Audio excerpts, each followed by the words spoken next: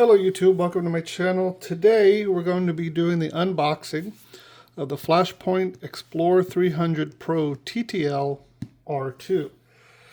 I have one of these already and I love it, so I found a deal on another one, so I said why not.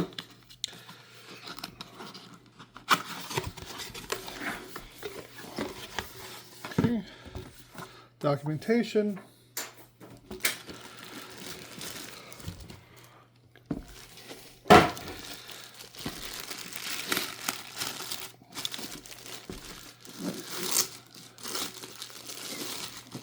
Alright, and the case comes prepackaged in the case. So here we go. We've got the 300.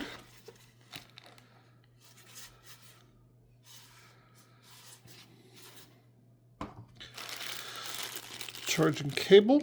This is not a USB. Beware of that. With its big brick. So it's not like a lot of the smaller flashes that can power or be charged with the USB.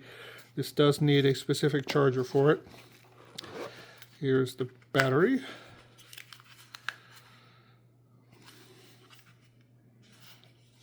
Okay, and it does come with a cap. And I always recommend, whenever you have a FlashPoint or Godox flash, when you're storing it, take the battery out. And do not leave it stored more than 3 months without charging it. There have been reports of these things.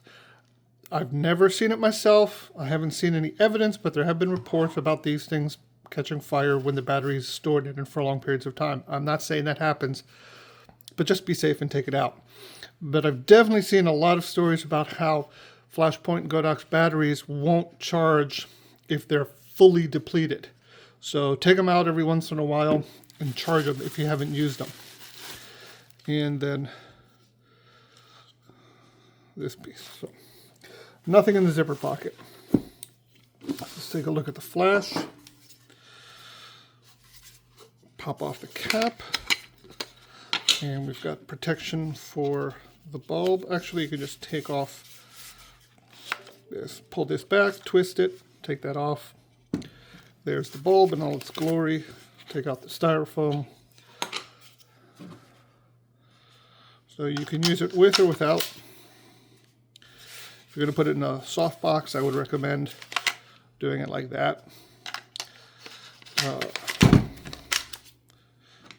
And keeping a cap. Okay. Pull this off. Battery slides in. Power button. Okay. Unlike some flashes where you have to roll down to make sure that it turns on correctly, this one you don't. So I've got my trigger here with no battery.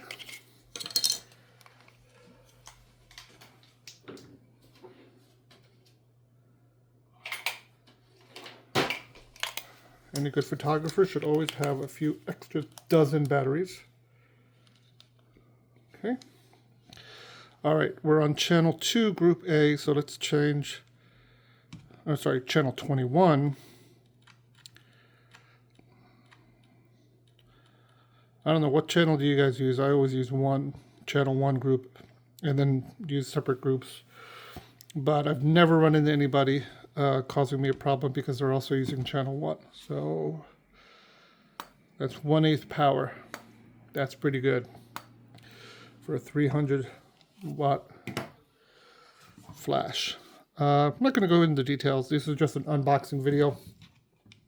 Turn that off. So this bracket slides in. You've got these two bumps which slide into there or connect into there.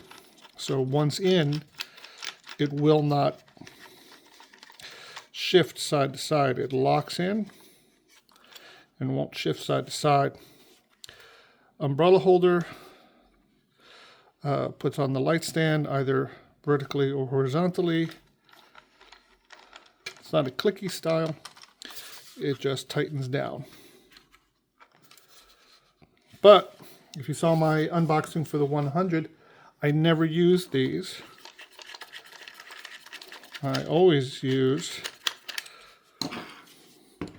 my S2 bracket because they're perfect for round head flashes. And the 300 fits in there just like that. Tighten it down and it's good to go. I have a bunch of these because everything I have is a Bowens mount, with one exception. So it's important to note that the 300 and the 400, they do have a mount on them, but it's not Bowens compatible.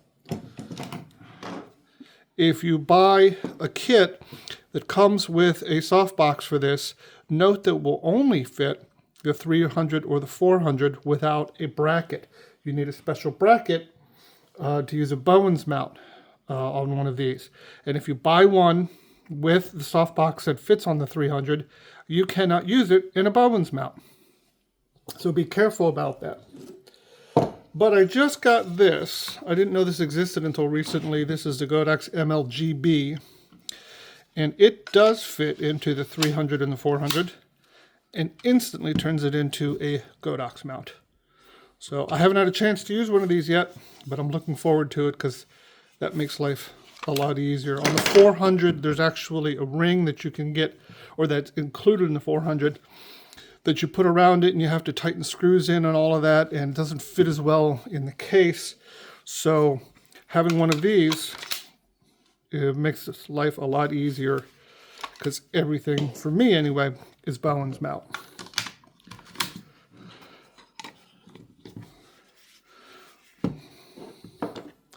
Okay.